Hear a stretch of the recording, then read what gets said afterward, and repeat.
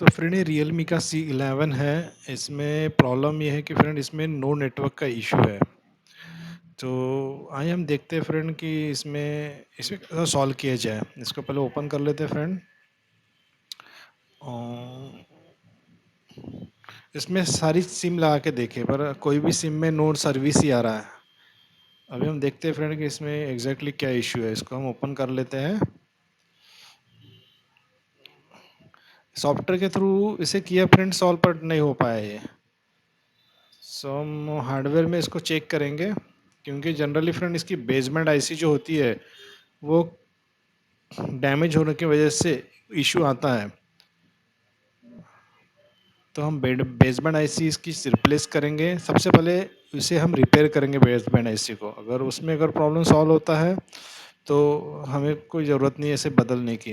अगर नहीं होता तो हमें बेसबैंड आईसी बदलना होगा। तो देखिए फ्रेंड, इसमें मैं आपको आईएमई नंबर भी चेक करा देता हूँ। और फ्रेंड बेसबैंड नंबर भी आपको दिखा देता हूँ। बेसबैंड नंबर भी इसका ओके है। मॉडल नंबर चेक कर लीजिए फ्रेंड, रियलमी C11 है ये। और इसका बेसबैंड नंबर देखिए फ्रेंड,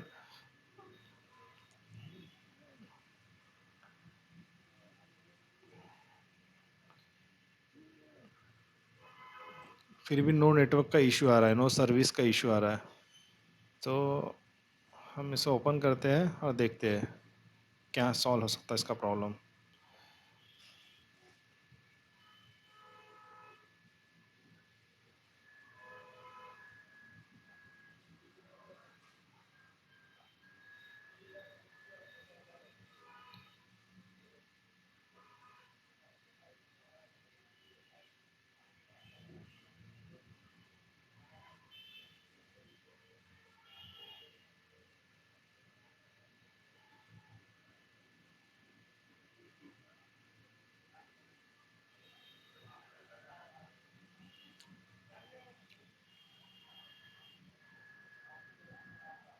C11 C12 ये सारे मोबाइल में रियलमी के सेम बेसबैंड आईसी होती है। और Mi Note 6 Pro में भी सेम बेसबैंड आईसी होती है। आप किसी की भी लगा सकते हो इसमें, ऐसा ज़रूरी नहीं है कि वही चाहिए।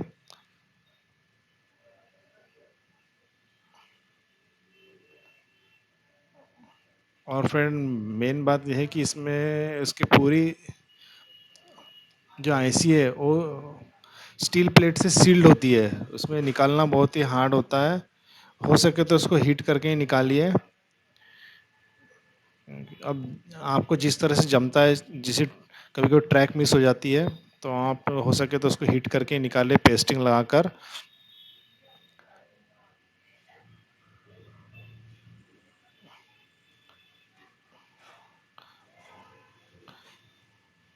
और फ्रेंड जब कोई भी आईसी पे कोई भी आईसीएल का काम करते हैं और मदरबोर्ड के ऊपर काम करते हैं, तो सबसे पहले कैमरा रिमूव कर लीजिए, क्योंकि कैमरा ऐसा चीज़ है कि जिसको ज़रा से भी हीट पड़ने पड़ने पर उसके ईएमएफ ख़त्म हो जाता है। तो उसकी वजह से फ्रेंड कैमरा शेकिंग का प्रॉब्लम, ब्लर का प्रॉब्लम आता है। और मैक्सिमम टाइम कैमरा शेकिंग का प्रॉब्लम आता है, क्योंकि ईएमएफ भी नहीं रहेगा उसमें, तो कैमरा शेक कंटिन्यू होते रहेगा। तो ये भी बहुत ज़रूर ध्यान रखिए। और फ्रेंड सबसे मेन चीज़, आपको पहचानना कैसा है कि उसमें नेटवर्क कहाँ है। अभी नेटवर्क कनेक्शन जहाँ पे नेटवर्क की जो केबल जहाँ लगती है, एंटीना केबल, उसके जस्ट बाजू में प्लेट रहती है, वही नेटवर्क कनेक्शन की रहती है। नेटवर्क से रिलेटेड जो भी प्रॉब्लम्स है वही रहेंगी। नहीं तो हम कंफ्यूज हो जाते हैं कि हमें कैसे चेक करना है, कौन सा साइड में उसका नेटवर्क पोर्शन होगा, कौन सी सील्ड को ओपन करे। सो इसमें कोई यानी कंफ्यूज होने की बात नहीं है फ्रेंड। जस्ट नेटवर्क केबल जो होता है, जस्ट उसके बाजू वाली प्लेट ही अपने नेटवर्क का सेक्शन होती है, क्योंकि कंपनी ही डिज़ाइन उस तरह से करती है। तो ये चीज़ हमें देखना बहुत ज़रूरी है। तो फ्रेंड इसके पहले इंसुलेटिंग हीटिंग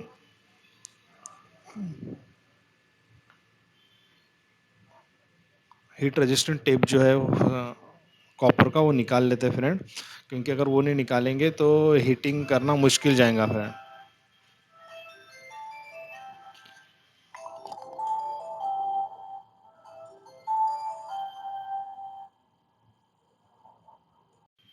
तो हम इसे सील ओपन कर लेते हैं। इंसुलेटिंग टेप फर्स्ट निकाल लेते हैं। दरअसल इस पे हीट करेंगे तो प्लेट निकलेंगी नहीं, क्योंकि वो हीट रेजिस्टेंस टेप जो है वो हीट को रेजिस्टेंस करती है, उसकी वजह से निकाल नहीं पाएंगे। उसके एक तो रिमूव कर लिया तो हटा लीजिए। अभी हम इसे पेस्ट लगाकर, और फ्रेंड आपको मैं एक टेक्निक बताता हूँ। जैसे सपोज अगर ये जो प्लेट लगी है सील्ड वाली, उसमें कोई भी गैप नहीं है उसे ट्वीज़र से रिमूव करने के लिए, हटाने के लिए, तो आप हल्की सी ब्लेड की सहायता से, अभी आप देखोगे, वो कर सकते हो। इसमें आप ये टेप लगा लेना, इंसुलेटिंग टेप, जो भी प्लास्टिक्स के कनेक्टर्स है,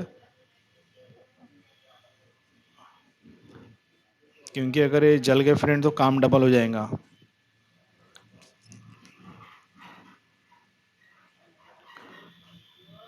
इंसुलेटिंग टेप की मदद से सारी चीज़ें आसान हो जाती है रिपेयरिंग करना।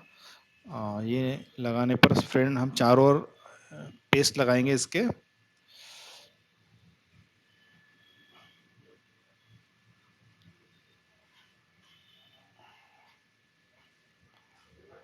और कोई हार्ड काम नहीं है फ्रेंड, आप भी कर सकते हो। बस फ्रेंड थोड़ा कॉन्फिडेंस रहना ज़रूरी है इस काम में। चारों जगह पेस्ट लगा लेते हैं। और पेस्ट इसलिए लगाए जाते हैं फ्रेंड कि इसमें नमी आना चाहिए। उसकी वजह से वो फ्रेंड आराम से रिमूव हो जाएगा। नहीं तो आप सिर्फ हॉट ही करते रहोगे, सिर्फ वो गर्म होगा लेकिन निकलेगा नहीं।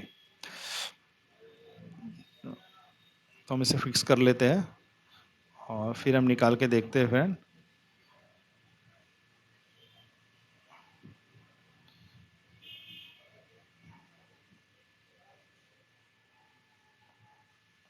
और प्रॉपर जगह बना के इसे लगा लीजिए। कभी कभी ऐसा होता है कि हम गलत जगह में टाइट कर लेते हैं और बोर्ड डैमेज होने के चांसेस, कनेक्टर टूटने के चांसेस बढ़ जाते हैं उसमें।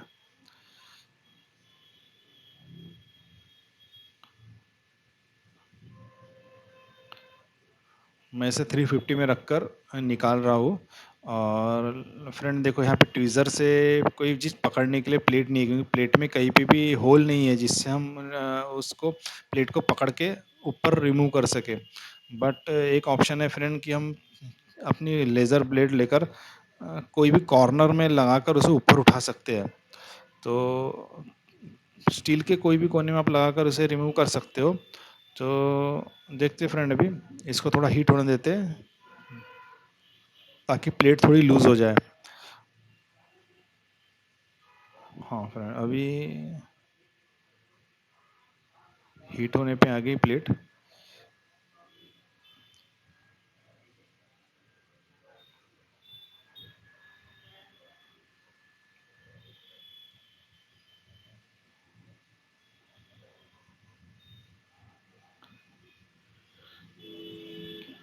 ये ब्लेड की सहायता से प्लेट को रिमूव करना बहुत आसान हो जाता। आप भी करके देखिए इस तरह से। मीन्स कंपोनेंट डैमेज होने के चांसेस घट जाते हैं उसमें, क्योंकि चिमटे से उठाते वक्त कभी कभी सरक जाता है प्लेट। हल्का सा इसको दबा के ऊपर उठाना है प्लेट को। ज़्यादा, मतलब ज़्यादा अंदर तक नहीं जाना चाहिए, नहीं तो फ्रेंड कंपोनेंट डैमेज हो जाएंगे। थोड़ा सा उठने के बाद फ्रेंड उसे,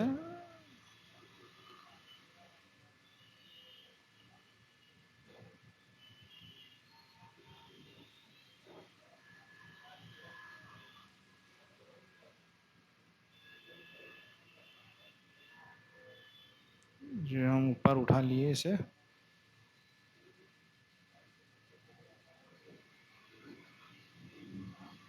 जस्ट कॉर्नर में एक बेसबैंड ऐसी रहेंगी फ्रेंड। वो बेसबैंड ऐसी, signal no service, no signal, no network का इशू उसी से ही होता है। तो सबसे पहले हम हीट करके देखेंगे।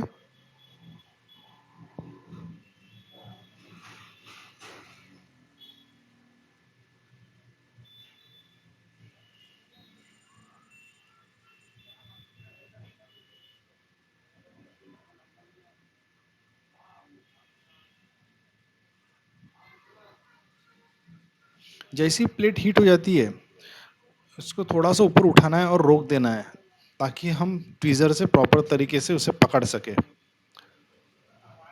इस तरह रोक के और थोड़ा सा सोल्डेड हो जाएगा, फिर उसको आराम से पकड़ के इजीली ऊपर उठाना है। कोई कंपोनेंट डैमेज नहीं होगा फ्रेंड, आराम से सारी चीज़ें प्रॉपर निकल जाएंगी।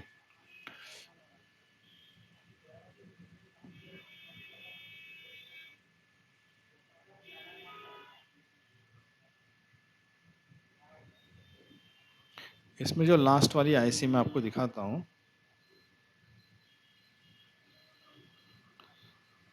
और एक एक बात ध्यान रखिएगा कि जब कभी भी मदरबोर्ड हीट होता है, हीट करने के बाद मदरबोर्ड का टेम्परेचर बहुत हाई रहता, 70 80 90 के आसपास रहता।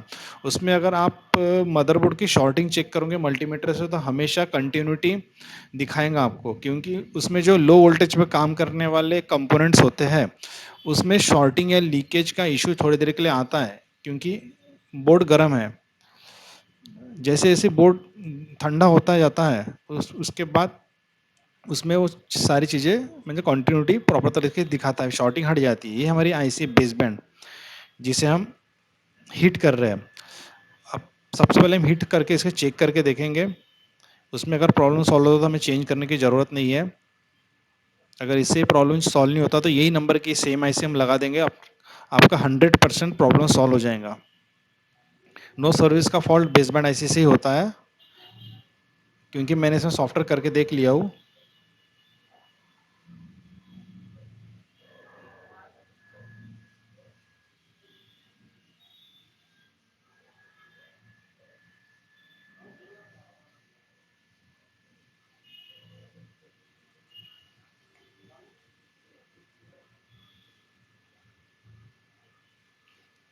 थोड़ा सा पेस्ट हम लगा लेते हैं।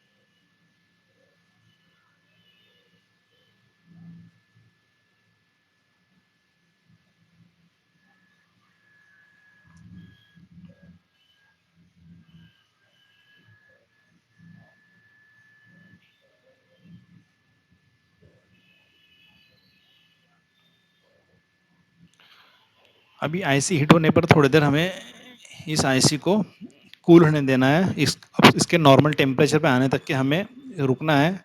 डायरेक्ट हमें बोर्ड पे फिट नहीं करना है, अननेसेसरी बोर्ड डैमेज हो सकता है, यहाँ तो बोर्ड शॉर्ट दिखा सकता है। या तो ओवर टेम्परेचर का कोई कोई मोबाइल में ऑप्शन, ओवर टेम्परेचर का कोई कोई मोबाइल में साइन भी आता है।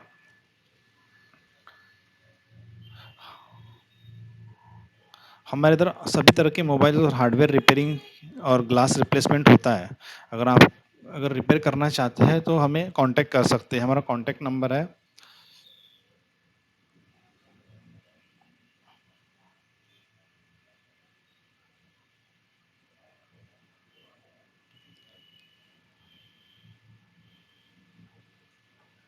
अभी हम निकाल के लगा के देख लेते हैं।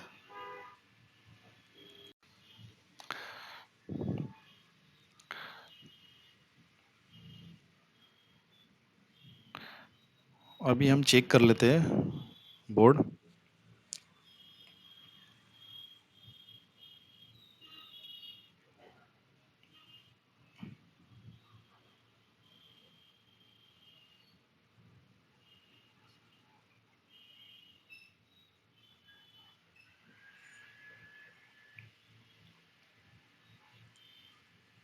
अभी बोर्ड कूल हो गया है, तो कंटिन्यूटी सिर्फ वो शॉर्टिंग शो नहीं करेगा।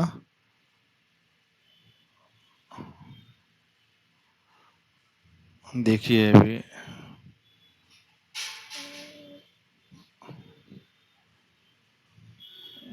मतलब बोर्ड ओके है अपना। तो हम इसमें लगा के देख लेते हैं मोबाइल में इसका नेटवर्क का इशू सॉल्व हुआ कि नहीं।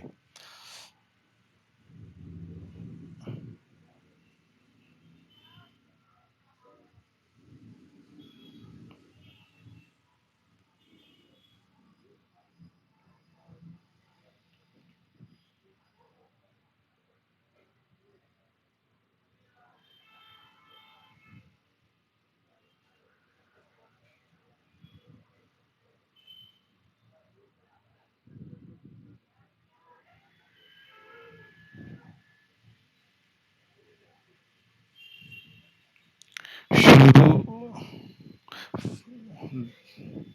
फ्रेंड शुरू नहीं हो पा रहा, जैसे बोर्ड शायद प्रॉपर फिट नहीं हुआ, क्योंकि इसकी जो पावर ऑन ऑफ की बटन है वो फ्रेम से कनेक्ट है, तो एक पिन के द्वारा ये कनेक्ट की जाती है, तो शायद बोर्ड प्रॉपर फिट नहीं है। ऐसे हम रिफिटिंग करेंगे ताकि फ्रेम के अंदर के पिने मदरबोर्ड से प्रॉपर तरह से कनेक्ट हो जाए।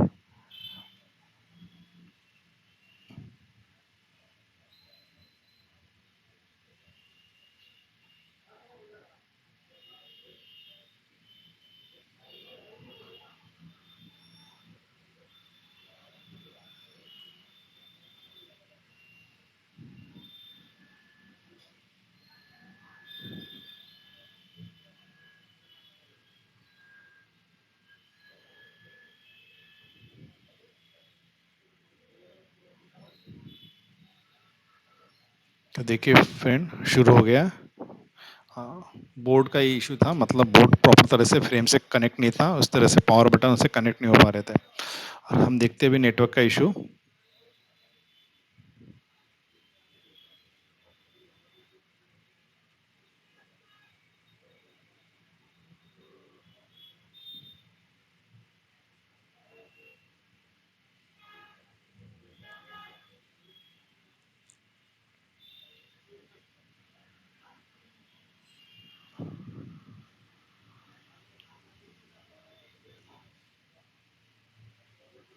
देखिए अब इसका नेटवर्क शो कर रहा है, इसमें जियो का सिम लगा है, इसमें वोल्टी दिखा रहा है।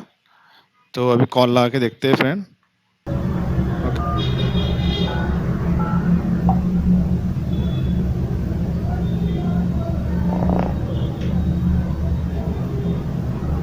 Welcome to Geo.